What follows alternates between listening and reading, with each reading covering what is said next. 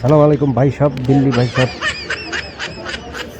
আপনাদের সেবায় আমি আসছি, কিছু ত্রাণ দেবো, ঠিক আছে?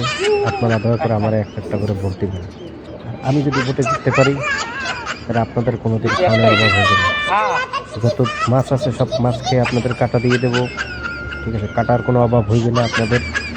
আর মাঝে মাঝে দুধও পাইবেন, ভেজাল দুধ যা কোনো আপনি দোকানেও পাবেন না, ঠিক আছে? আশা করি আপনারা আমার কথা বুঝতে পারছেন।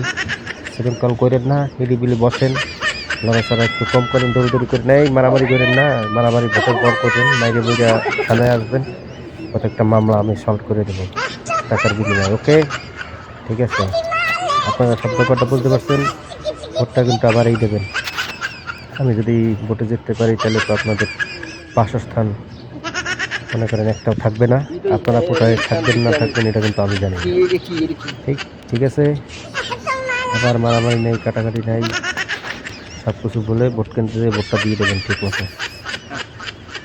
এইবার আপনাদের মনে করেন শক্ত শক্ত রুটি এগুলো খাইতে দিব।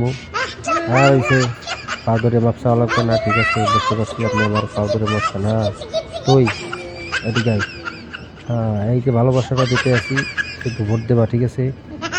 ভোটে যেন ভুল না হয়। এই কিন্তু তাহলে ভোট না দিলে বাড়ি গিরি একটাও থাকবে না, জ্বালাই দেবো। এই লাল মিয়া, এদিকে আসেন। কে? আরে কালা বিল্লি। আর আপনি